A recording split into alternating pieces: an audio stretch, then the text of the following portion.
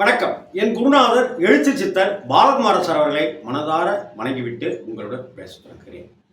நம்ம சேனலை தொடர்ந்து ஆதரவு தந்துட்டு இருக்கிற எல்லோருக்கும் நன்றி. சப்ஸ்கிரைப் செய்து பார்த்து அருளும்படி கேட்டுக்கொள்கிறேன். தேங்க்ஸ் நண்பர்களே. வாழ்க்கையில் ஜெயிக்கிறது அப்படிங்கிறது ரொம்ப ரொம்ப முக்கியம். ஜெயிக்கிறது அப்படிங்கிற ஒரு இலக்கை வச்சுக்கிட்டு தான் நம்ம எல்லாருமே ஓடிட்டுருக்கிறோம். அந்த ஜெயிக்கிறது அப்படிங்கிறதுக்குள்ளார காசாக இருக்கலாம், பணமாக இருக்கலாம், பேராக இருக்கலாம், புகழாக இருக்கலாம், அந்தஸ்தாக இருக்கலாம். இது எல்லாத்துக்கும் மேலே ஒரு ஐடென்டிஃபை, ஒரு தனித்த ஒரு அடையாளம் அப்படி வேணும்னு ஆசைப்படுறவங்களாம் இருக்கலாம். அப்படி தமிழ் சினிமாவில் தனித்த அடையாளம், அவருக்கு இணையாக வேறு யாரையுமே சொல்ல முடியாதுன்னு நினைக்கிற ஒரு 2 பேரை பற்றி, அந்த 2 பேரை பற்றி இயக்குனர் நடிகர் என்ன சொன்னாங்கன்றதை பற்றி தான் உங்களோட பேசணும்னு ஆசைப்பட்றேன். முதல்ல நடிகர் ரகுவர். இல்லை, தமிழ் திரையுலகில் ரகுவரனை பிடிக்காத சினிமாக்காரங்களும் இருக்க முடியாது, ரகுவரனை பிடிக்காத ரசிகர்களும் இருக்க முடியாது. ஒரு சீனை அப்படிங்கிறதுக்குள்ளார வேற ஒரு கலர் கொடுத்து வெறியாட்டம் போடக்கூடியவர் தான் நடிகர் ரகுவரன் சார்.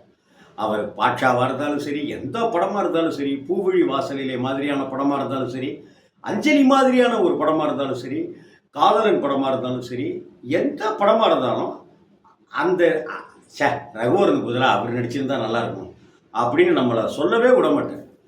ரகுவரனை தவிர வேற யாருமே இதை பண்ண முடியாதியா, கலக்கிட்டாரியா மனுஷன் அப்படின்னும். குறிப்பாக அண்ணா நகர் முதல் தெருங்கிற ஒரு படத்தில் ஒரு சின்ன கேரக்டர் பண்ணியிருப்பார். அந்த கேரக்டர் வேறு யாருமே பண்ணியிருக்க முடியாதுங்க. அட்டகாசம் பண்ணியிருப்பார். முகவரியில் அஜித்தோட அண்ணனா நடிச்சிருப்பார். அந்த கெத்து பிரமாதம் பண்ணியிருப்பார். ஒரு படத்தில் தனுஷ்க்கு அப்பாவா நடிச்சிருப்பார், ஒரு படத்தில் விஜய்க்கு அப்பாவா நடிச்சிருப்பார். அமர்க்களம் படத்தில் பார்த்தீங்கன்னாக்கா, அமர்க்களத்தில் 2 பேருமே அமர்க்களமாக நடிச்சிருப்பாங்க. அஜித்தாக இருக்கட்டும், ரகுவரனை பற்றி. கரெக்டுங்க. இந்த வீடியோவில் ரகுவரன் சாரை பற்றியும் அஜித் சாரை பற்றியும் தான் உங்ககிட்ட சொல்ல போகிறேன். அஜித் சார் பார்க்குறதுக்கு முன்னாடி ரகுவரன் சாரை தான் நான் ஆரம்பித்தேன். ரகுவரன் சாருடைய 7வது மனிதன் அப்படி தான், அதான் முதல் படம் அவருக்கு நடிக்க ஆரம்பிச்சது. அதுக்கப்புறம் சின்ன சின்ன வேடங்களில் அப்படி இப்படிலாம் நடிச்சிருந்தார். அந்த ரகுவரன் சாருக்கு வந்து விசு சார் டைரக்ஷனில் சம்சாரம் அது மின்சாரம் அப்படிங்கிற பட வாய்ப்பு கிடைக்கும். அந்த சம்சாரம் அது மின்சாரம் படத்தில் ரகுவரன் சார் நடிக்கும்போது அவருக்குன்னு ஒரு ஸ்டைல், அவருக்குன்னு ஒரு மாடுலேஷன், அவருக்குன்னு ஒரு பாடி லாங்குவேஜ் அப்படிலாம் ஒன்றும் அமைஞ்சிருக்கல. இன்ஃபேக்ட் அப்படி அமைகிற மாதிரியான கதாபாத்திரங்களும் அவருக்கு ஒன்றும் பெருசாக வந்துடல. அப்போ தான் முள்ள நம்ம மனசுக்குள்ளார அவர் இடம் பிடிச்சிட்டே இருக்கார். கமலா காமேஷ் அவர்களை நான் பேட்டி எடுத்தேன். அந்த பேட்டி எடுத்திருந்த அந்த தருணத்தில் சம்சாரம் அது மின்சாரம் படம் பற்றியும், டைரக்டர் விசு அவர்கள் பற்றியும், லக்ஷ்மி அம்மா பற்றியும் நிறையா எங்கிட்ட தகவல்கள் பரிமாறிக்கிட்டாங்க, சொல்லிட்டாங்க. இதை தவிர்த்து பேட்டியிலையும் சொல்லியிருந்தாங்க. பேட்டியெல்லாம் முடிச்சுட்டு என்கிட்ட கமலா காமேஷ் அம்மா என்னை அம்மா மாதிரி நான் நினைக்கிறேன், அவங்கள பார்த்தா அப்படி தான் இருக்கு எனக்கு. கமலா காமேஷ் அம்மா வந்து பேட்டிலாம் முடிச்சுட்டு காஃபி கொடுத்தாங்க. காஃபி சாப்பிட்டுட்டு இருக்கும்போது அப்போ டக்குன்னு பேச்சு வந்து ரகுவரன் பக்கம் போச்சு. அப்போ அவங்க என்கிட்ட சொன்னாங்க, ரகுவரன் ரொம்ப ஹைட்டு தான் இல்லை அப்படின்னு சொல்லி சிரித்தேன். ஆமாம்மா, நான் எவ்வளோ குள்ளம் பாருங்க அப்படின்னு பேசாமல் இருந்த சிரிச்சுக்கிட்டேன்.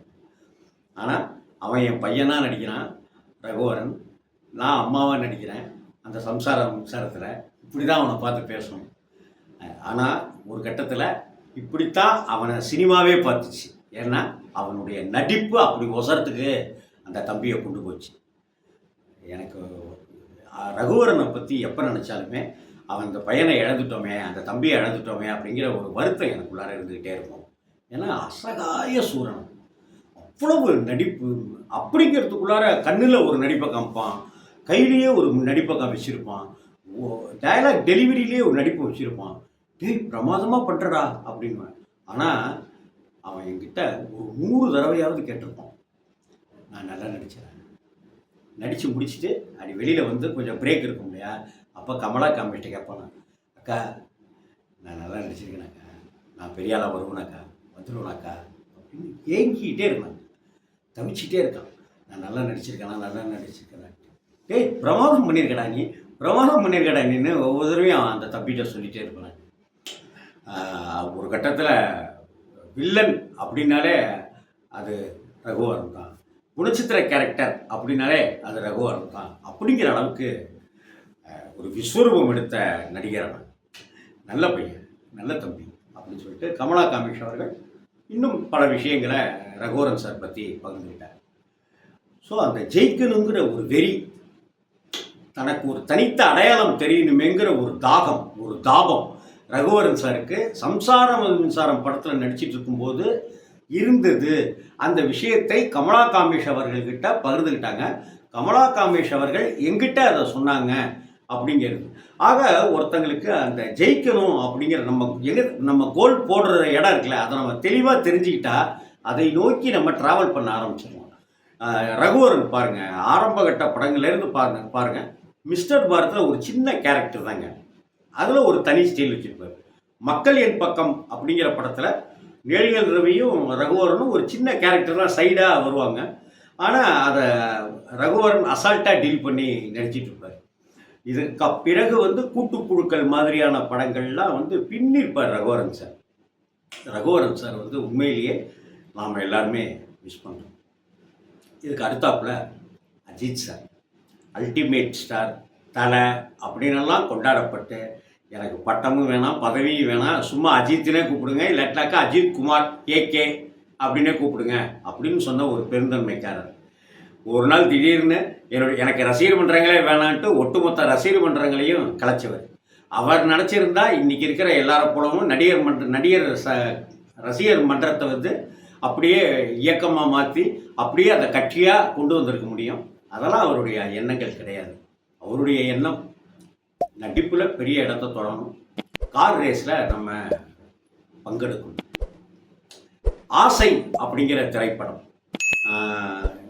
அஜித், சுவலட்சுமி, பிரகாஷ் ராஜ் எல்லாம் நடிச்சிருந்த அந்த படம் சூப்பர் டூப்பர் ஹிட்டான படம். டைரக்டர் வசந்த் சார் தான் அந்த படத்தை டைரக்ட் பண்ணியிருக்காரு. இன்னும் சொல்லப்போனால் அமராவதி படத்தில் நடித்த அஜித், பவித்ரா படத்தில் நடித்த அஜித், அந்த 2 படங்களும் பெரிய வெற்றி படமாக அமையலை. சொல்லப்போனால் அஜித் சாருடைய கரியர்லேயே ஆசை தான் முதல் வெற்றி படம். அந்த அளவுக்கு ஆசை ரொம்ப அழகாக பிரமாணம் பண்ணியிருப்பார். அந்த படத்தில் நடிச்சிட்டு இருக்கும்போது அஜித் சார் பிரகாஷ் ராஜா சார்கிட்டையும் வசந்த் சார்கிட்டையும் பேசிய விஷயங்கள், ஃப்ரீ டைம் கிடச்சிருச்சுனாக்கா வசந்த் சார் எங்கிட்ட பதிவு பண்ண விஷயம் அது. ஃப்ரீ டைம் கிடச்சிருச்சுனாக்கா கார் எடுத்துக்கிட்டு Ajith sir, Prakash Raj sir, Vasanth sir 3 பேரும் பீச்சில் போய் உட்காந்துருவாங்க. பீச்சில் உட்காந்துட்டு ஒரு நைட் 8 மணி போல். அப்போ டக்குன்னு அஜித்தை யாருக்கும் அப்போல்லாம் தெரியாது, பெரிய அளவுக்கு வரல இல்லையா. அமராவதி ஃபெயிலியர் படம், பவித்ரா ஃபெயிலியர் படம். அப்போ ஆசை அப்படி வரும்போது வசந்த் சார் அப்போ பெருசாக யாரும் தெரியாது. பிரகாஷ் ராஜா அந்த சமயம் தான் லைட்டாக வளர்ந்துட்டு இருக்கு. அப்போ ஒவ்வொரு தருணத்துலேயும் சார் 4 நாளைக்கு முன்னாடி அந்த சீன் பண்ணோம் சார், அது நல்லா இருந்துச்சு சார், நல்லா பண்ணியிருந்தாங்க சார். சார் நீங்கள் எதுவாக இருந்தாலும் ஓப்பனாக சொல்லுங்கள் சார், நான் சரியாக பண்ணலனாக்கா நான் ரீடேக் எவ்வளோ ஆனாலும் நான் நடிச்சு தரேன் சார், நல்லா பண்ணணும் சார் அப்படின்னு ஒரு வெறியோடவே இருப்பார் அஜித். அதே போல் பிரகாஷ் ராஜ் சார் அவர் பெங்களூரில் ஒரு பெரிய நாடக கலைஞராக இருந்து அங்கெல்லாம் ஒரு தனித்துவத்தை காமிச்சு பாலச்சந்தர் சார்கிட்ட கண்டெடுக்கப்பட்டவர். பாலச்சந்தர் சார்கிட்ட சார் இவர் ரொம்ப நல்லா நடிப்பார் சார் அப்படின்னு பிரகாஷ் ராஜா சிபாரிசு பண்ணினது யார் தெரியுமா? நடிகை கீதா அவர்கள். நம்ம ஊர் சிங்காரி பாட்டுக்கெல்லாம் வருவாங்கல்ல, புது புது அர்த்தங்கள்லாம் வருவாங்கல்ல, அந்த கீதா தான் பிரகாஷ் ராஜா பெங்களூர்லேருந்து போய் பாலச்சந்தர் சார் ஆஃபீஸ்க்கு போ அப்படின்னு சொன்னது. அது மட்டும் இல்லை, அவர் ஸ்டேஷனில் இறங்கின உடனேயே ஒருத்தர் ரெடியாக நீங்கள் தானே பிரகாஷ் ராஜ், கீதா மேடம் சொல்லியிருக்காங்க வாங்க அப்படின்னு கூட்டிகிட்டு போய் இங்கே சென்னையில் பிரகாஷ் ராஜை ரூமில் தங்க வைத்து, அது மட்டும் இல்லாமல் பிரகாஷ் ராஜுக்கு சென்னை சரியாக தெரியாது. அப்போ கவிதாலய ஆஃபீஸ் எங்கே இருக்குன்னு எப்படி தெரியும்? அந்த கவிதாலய ஆஃபீஸ்க்கு கூட்டிகிட்டு போய் கீதாமா அனுப்பிச்ச அந்த பிரகாஷ் ராஜ் நடிகர் வந்திருக்காரு அப்படின்னு சொல்லி பாலச்சந்தர்கிட்ட அறிமுகப்படுத்துகிற அளவுக்கு பிரகாஷ் ராஜனுடைய திறமை மேலே அதீத நம்பிக்கை வச்சுருந்தாங்க நடிகை கீதா மேடம். இதெல்லாம் இங்கே பிரகாஷ் ராஜ் சொன்னார். பிரகாஷ் ராஜ்கிட்டையும் அஜித் சார் புலம்பிகிட்டே இருப்பார். இந்த மாதிரி இந்த மாதிரி இந்த மாதிரி நல்லா பண்ணியிருக்கேண்ணா சார், சார் நீங்களும் கொஞ்சம் கைட் பண்ணுங்கள் சார் அப்படின்னு எந்த ஈகோவுமே இல்லாமல் அவர் கேட்டுகிட்டே இருக்கார். அவர் அஜித்துக்கிட்ட ஒரு ஃபயர் ஒன்று இருந்துக்கிட்டே இருந்துச்சு. அந்த ஃபயர் தான் இன்றைக்கி பெரிய தலைங்கிற அளவுக்கு கொண்டாட வச்சுருக்கு. இன்றைக்கி தலை அப்படின்னு அஜித்தை எல்லாரும் கொண்டாடுறோம் இல்லையா, அந்த மாதிரியான ஒரு காட்சியை ஆசை படத்திலே நான் வச்சுருப்பேன். அந்த சீனில் வந்து பயங்கர கிளாப்ஸு. அந்த சீன் முடிஞ்ச உடனே நான் அஜித்திட்ட சொன்னேன், என்ன நல்லா நடிப்பேன்னு கேட்குறேன் நீனு, பிரமாதம் பண்ணிட்டேன் நீனு அப்படின்னு நான், பிரகாஷ் ராஜ், பூர்ணம் விஸ்வநாதன் சார்னு அஜித் அந்த சீன் அவருடைய நடிப்பை பார்த்துட்டு எல்லாருமே கொண்டாடினோம். அதாவது இந்த சீன் ஒட்டுமொத்த கைத்தட்டலும் அஜித்துக்கு போக வேண்டிய சீனாக இருக்கணும் அப்படின்னு அந்த சீன் நினச்சி தான் உருவாக்குனது. ஏன்னா அந்த சீன் அப்படி தான் இருக்கும். ஸோ அஜித், சுபலட்சுமி, பிரகாஷ் ராஜ், பூர்ணிமா, பூர்ணம் விஸ்வநாதன் எல்லாருமே அப்படி உட்காந்துருக்கும்போது ஹோட்டலில் சாப்பிடும்போது அஜித்தோட பர்ஸை வந்து பிரகாஷ் ராஜே அடிச்சிடுவார். அப்படி பிரகாஷ் ராஜ் அடிச்சுட்டு அந்த இடத்துல அஜித்துக்கு பணம் இல்லைன்ற ஒரு அசிங்கத்தை, அவமானத்தை ஏற்படுத்தணும் அப்படிங்கிறது தான் பிரகாஷ் ராஜனுடைய இதாக இருக்கும். அதனால் பர்ஸை லவட்டிடுவார். அப்போ நான் தான் தருவேன் அப்படின்னு சொன்னோன்னே, ஓகே நீங்களே கொடுங்க அப்படின்னு பிரகாஷ் ராஜ் சொன்னோன்னே அவர் பர்ஸை அஜித் சார் தேடுவார், இருக்காது. அப்படி இல்லை அப்படின்னு சொன்ன உடனே எங்கே மிஸ் ஆச்சுன்னு தெரியலையே, பைக்லையா இல்லையே அப்படி இப்படின்ட்டுலாம் அஜித் சார் சொல்லிகிட்டே இருக்கும்போது, சார் பணம் இல்லைன்னா சொல்லுங்கள் சார், ஏன் சார் நடிக்கிறீங்க, நான் தரேன் அப்படி இப்படின்னு இன்னும் அஜித் சார் வந்து சீட் பண்ணுவார். சார் வரும்போது ஒரு சர்வர் உங்களை இடித்தான்ல, அவனாக இருக்குமா சார் அப்படின்னு சொல்லிட்டு அவங்ககிட்ட போய் மோதக்கூடிய ஒரு சூழலை பிரகாஷ் ராஜ் உருவாக்குவார். அப்படி போயிட்டு டக்குன்னு திரும்புவார் பிரகாஷ் ராஜை பார்த்து அஜித், ஏன் இந்த பர்ஸை நீங்கள் எடுத்திருந்தா அப்படின்னு கேட்பாரு. அதிர்ச்சி ஆகிடுவாங்க எல்லாருமே. அந்த அந்த அப்படி டக்குன்னு திரும்பிட்டு, ஏன் அதை நீங்களே எடுத்திருந்தா உங்கள் மேலே எனக்கு சந்தேகம் இருக்குது சார் அப்படின்னு சொல்லும்போது ஒட்டுமொத்த தேட்டருமே கைத்தட்டும். ஏன்னா பர்ஸை எடுத்தது, அஜித்தோட பர்ஸை எடுத்தது பிரகாஷ் ராஜுங்கிறது ஆடியன்ஸ் நமக்கு கன்வே பண்ணப்பட்டிருக்கும். இந்த சீனில் அஜித்தோட பர்ஃபார்மன்ஸு, அஜித்தோட கண்ணு அதெல்லாம் பார்த்துட்டு மிரண்டு போயிட்டேன் நான். நிச்சயமாக அந்த ஃபயர் அஜித்தை ஒரு இடத்துக்கு கொண்டு வந்து விடும். பின்னாடி தலைன்னு கொண்டாடினாங்க இல்லையா, அதுக்கெல்லாம் ஆரம்ப புள்ளியாக தான் அந்த சீனை நான் பார்த்தேன் அப்படின்னு வசந்த் சார் சொன்னார். கிட்டத்தட்ட அஜித் சாரும் அப்படி தான் தன்னுடைய கெரியரில் சினிமாவில் ஒரு உச்ச நட்சத்திரமாக வரணுங்கிறது மட்டுமல்ல, என்னுடைய லட்சியம், என்னுடைய ஆம்பிஷன் கார் ரேஸ், அதுலேயும் பங்கெடுத்துக்கிட்டு ஒரு வருஷத்தில் பாதி காலம் வந்து சினிமாவுக்கும் மீதி காலத்தை கார் ரேஸுக்குமா பயன்படுத்திகிட்டு இருக்கார் இல்லையா. இவங்களுடைய ஆரம்ப வாழ்க்கையில் ஜெயிக்கணுங்கிற ஒரு வெறி அஜித் சாருக்கு எப்படி இருந்துச்சோ ரகுவரன் சாருக்கும் அப்படி இருந்துச்சு. ஜெயிக்கணும் அப்படிங்கிற அந்த கோல் போட்டே ஆகணும் அப்படிங்கிற அந்த இலக்கு நோக்கியே அவங்க முன்னேறிட்டு இருந்தாங்க இல்லையா. இதைத்தான் இன்றைக்கி இருக்கிற ஒவ்வொரு படைப்பாளிகள், நடிகராக இருக்கட்டும், டைரக்டராக இருக்கட்டும், யாராக வேணாலும் இருக்கட்டும், அதை வைராக்கியமாக எடுத்துக்கிட்டாங்கனாக்கா கண்டிப்பாக ஒரு உயர்ந்த இடம் உங்களுக்காக இருக்குது. தகுதி இருந்தால் அந்த இடம் உங்களுக்கு கிடைத்தே தீருங்கிறதுக்கு அஜித் சார் ஒரு உதாரணம், மறைந்த ரகுவரன் சார். ஆனால் நம்ம மனசில் இன்றைக்கி இருக்கிற ரகுவரன் சார் ஒரு உதாரணம். வணக்கம்.